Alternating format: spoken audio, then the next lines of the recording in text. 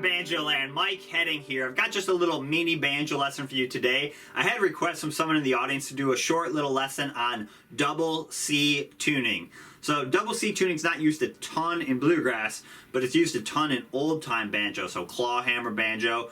But there is a lot of benefits to learning three-finger style in double C tuning. One, it's going to give your right hand a workout. The strings, they work in different ways in double C tuning, so our right hand is going to get some new twists and turns, and basically we're going to develop more control with our right hand. It's also going to give our left hand some good practice learning some new chords and kind of getting familiar with the banjo tuned in a different way. So let's start breaking it down, and first let me just show you how to get into double C tuning. So I'm just in standard, more or less standard G tuning if my banjo's in tune, and basically what we're going to do for double C tuning is we're going to tune our fourth string down to a C, so down a whole step, and we're going to tune our second string up a half step.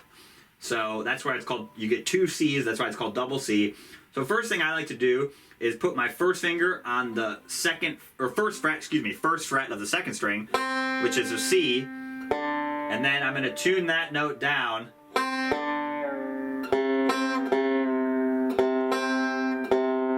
And you don't have to get it perfect, just kind of get it in the ballpark.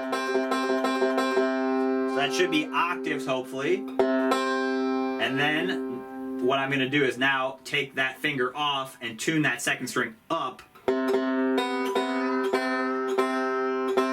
that same note that I just had down. And then you're going to have to tune the rest of your strings a little bit too. So what I would do at that point is pull out your tuner and just do some fine tuning. Your fifth string is still a G, so you've got your fifth string is a G, your fourth string is a C, and then you got a G, then you got a C, and then you got a D. So you can get pretty close. You might, again, you have to do a little fine tuning once you tune it down. But that's how you get into double C tuning. All right, let's start breaking down the lesson. All right, let's start exploring this double C tuning. So now that we're in the tuning, let's just start looking at some of the basic left-hand chords first. We'll kind of give our right hand a break for a minute, but I'll show you some rolls that will work too for this tuning. But first, let's just get the left hand down. So in this tuning, unlike G tuning, we don't get a free chord. So in standard G tuning, right, if we just strum open, we get one chord for free. In double C tuning, we don't get one chord for free since we're not actually tuned to an open chord anymore.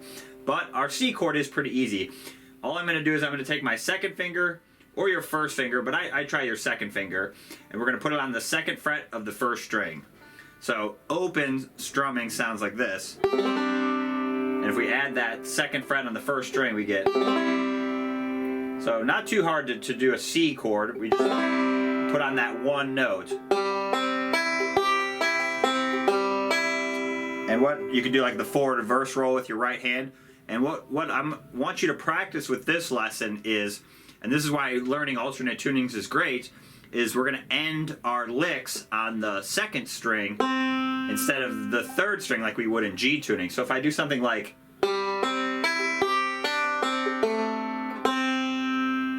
See how I'm ending on that second string now, which is a C note. I'm just moving my second finger from the second fret of the first string down to the second fret of the third string with a forward reverse roll.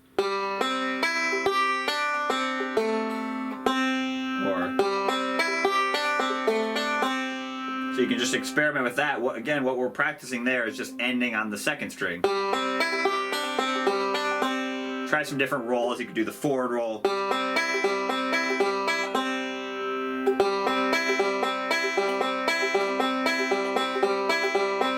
could also practice taking on and off your finger. And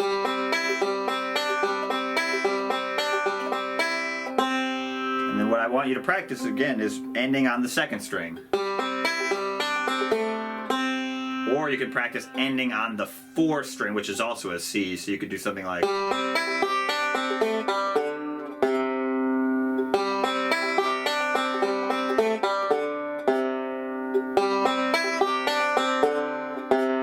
And just experiment with different lengths of time. You can do a 1 measure lick,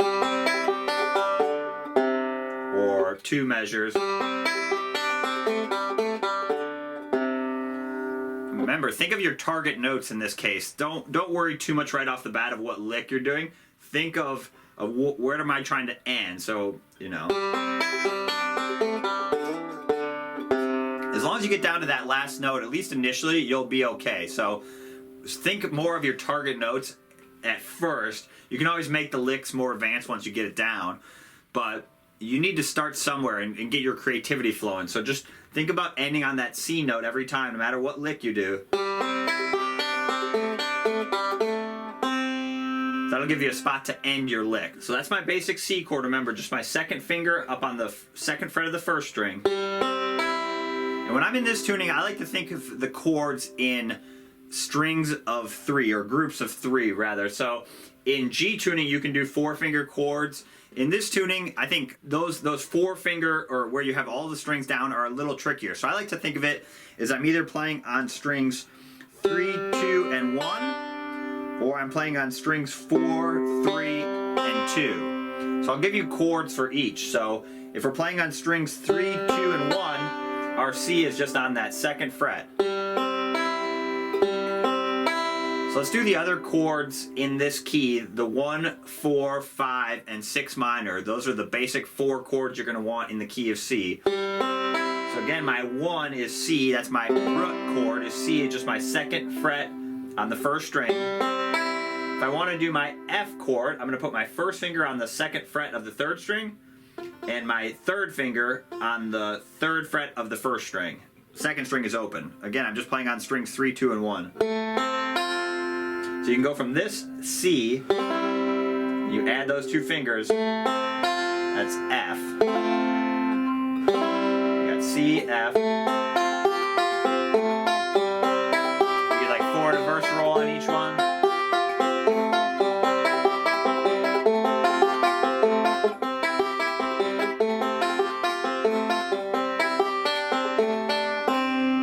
So that's C and F. F is our 4 chord. Our 5 chord is G. So on just the string 3, 2, and 1, we're just going to take our second finger and put it on the second fret of the second string now. That's like an easy G chord. So you got C, F, and G, and then back to C. One more is A minor, is very close to F. So instead of doing our first finger and our third finger, we're going to do our first finger and our second finger. So it's 2 open and 2. That's like an A minor. Just like a C, but you're going to put your first finger on the second fret of the third string. So you got C, F, A minor, and G. So with those 4 chords, you could play like 10,000 songs or more. So take those chords and mix them up in any order. You know, C to G, back to C to A minor, to F, you know, whatever you want. And what I recommend is work on one hand at a time. So I always say this to students. So if you're working on some new chords and a new tuning, right, keep your right hand really simple. You can see I was just strumming, or a basic 4 to verse roll. You know, work on one hand at a time. So if you're doing some new advanced chords with your left hand, give your right hand a break. Once you've got the chords down, then make your right hand a little more advanced, okay? So those are the chords, the basic 4 chords on the top 3 strings, okay? So let's look at those same chords now on strings 4, 3, and 2. Because it's a little bit bigger of a stretch. That's why I like to just play either on the top strings or the bottom strings. And this is also good right hand practice because your middle finger might have to move down to the second string, which is good practice. So for C, on the lower strings, we just have open.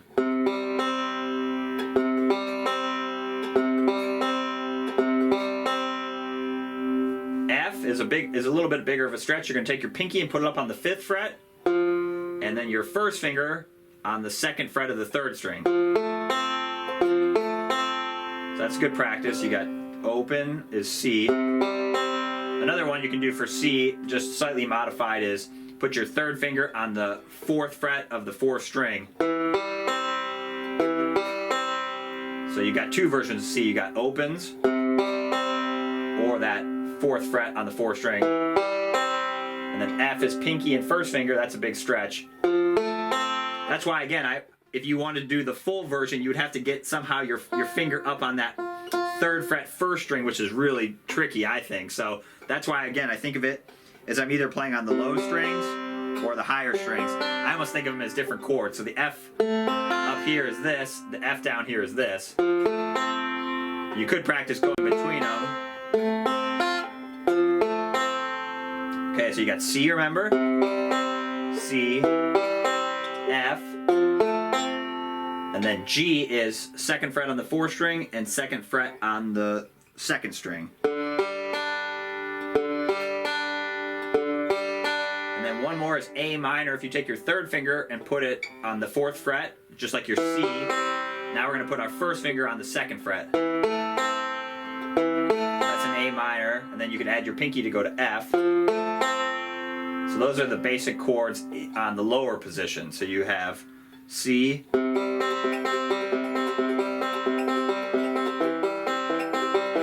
go up to F.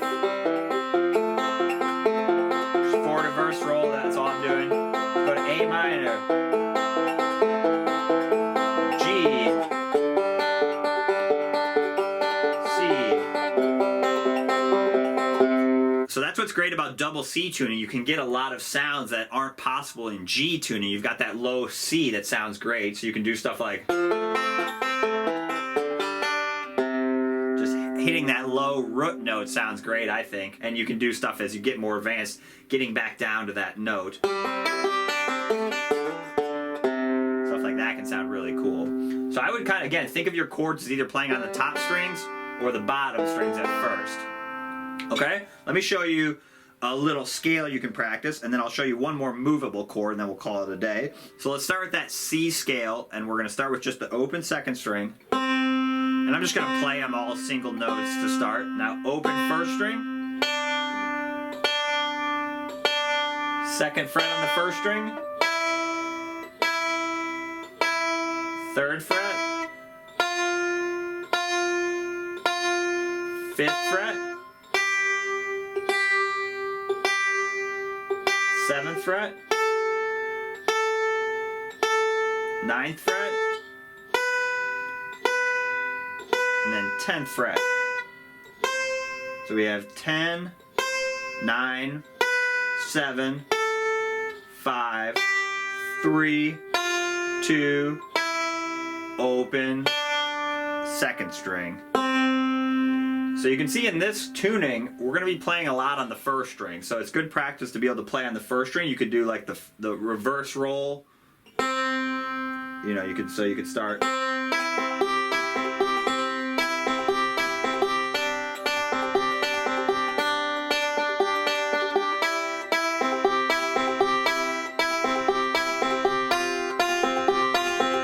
I'm just doing middle, and then 2 backwards rolls, M-I-T.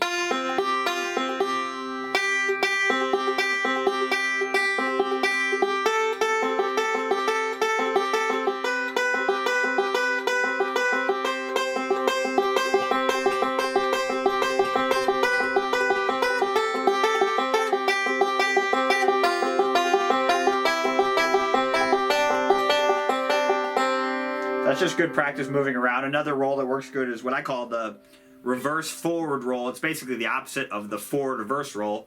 So if you're up on this 10th fret of the 1st string, you go backwards, M-I-T, then you hit your middle finger again, then you go forward, T-I-M-T. So you have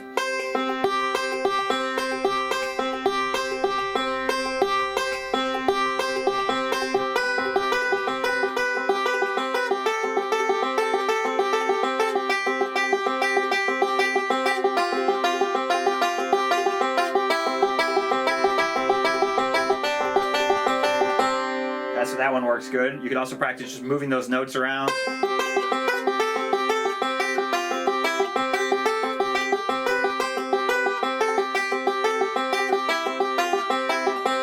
So remember, your scale, you don't have to just go straight up and down.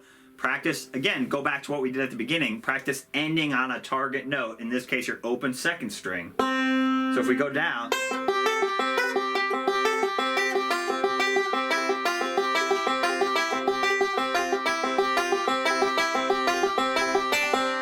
I'm just practicing, basically just moving around and seeing if I can end the lick somewhere.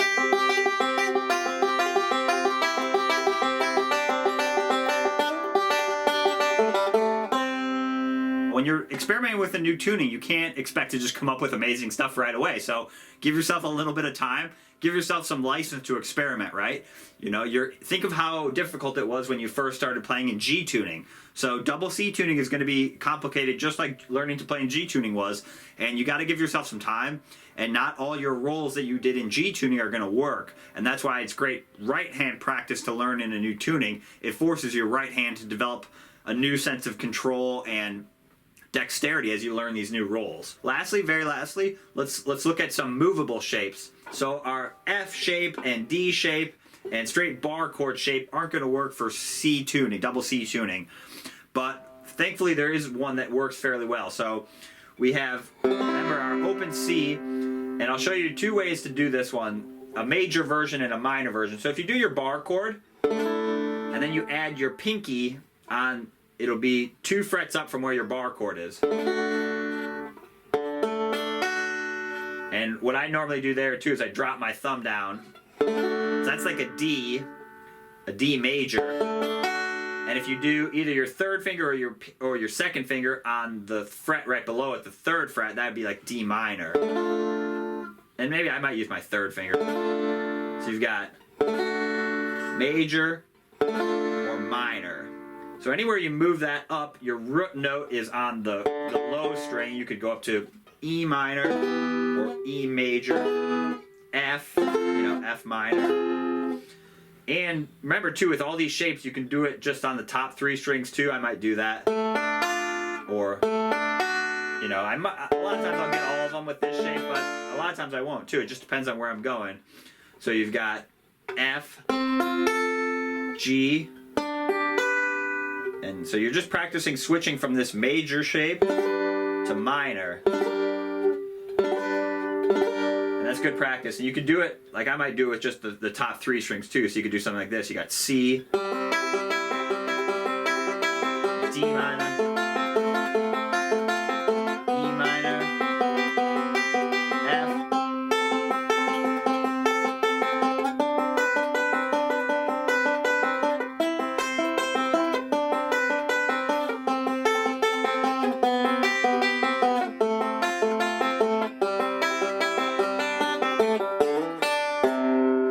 Taking those shapes, and now I'm just playing basically a partial version of it. So I'm just omitting that 2nd string, which gives me more flexibility to move around. Remember, it's important to know these full shapes, but kind of in real life banjo, a lot of times I won't do those full shapes because it kind of traps your hand. One, I get a lot more movement to move around if I do it. If I leave other strings open. The other thing I can do is go to a higher note and then go back down. So I might do my C. So I'm basically going up 1 note in the scale or back down. Then when I go up,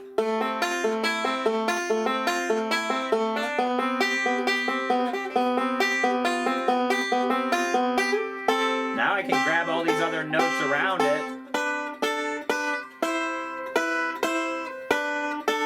So I'm always looking for where I can grab those other notes.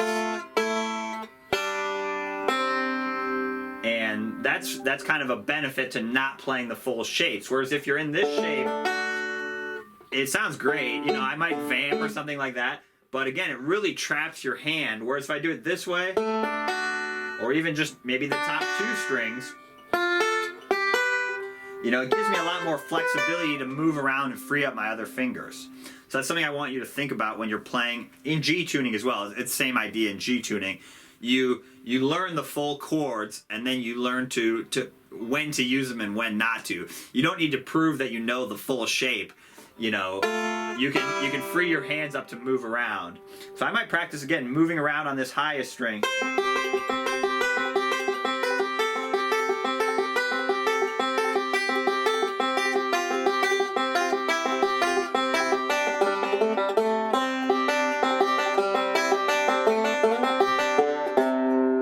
Some of the slides work okay in C tuning, but a lot of times I like using more like hammer-ons. Maybe instead of doing something like, you know, there's not quite as much just because how the strings work out. You don't find that higher note like you do in G tuning and like slide up to it, you know, like that. You know, something like that you would do in G tuning. That doesn't work quite as well in C tuning because you're not finding those notes in the same way. But those hammer-ons work great. You can get a similar idea. I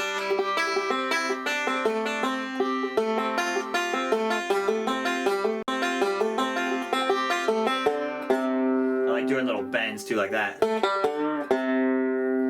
Just experiment around. You can do, you know, practice just some basic chords.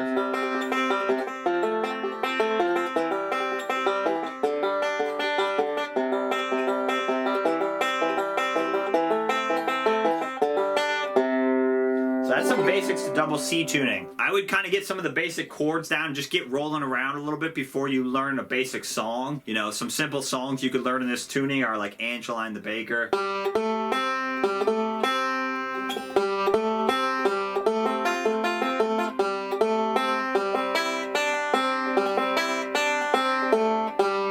So basically the same thing. You're gonna have to go through kind of the trials and tribulations of learning, just like you did in G tuning. You know, you're gonna have to hunt and peck for that first melody, and it's gonna take a little time. Hunt and peck and find some of those basic melodies, and then add some of your basic chord shapes, and that's a good way to start in double C tuning. All right, hopefully that helps you out. All right, good luck.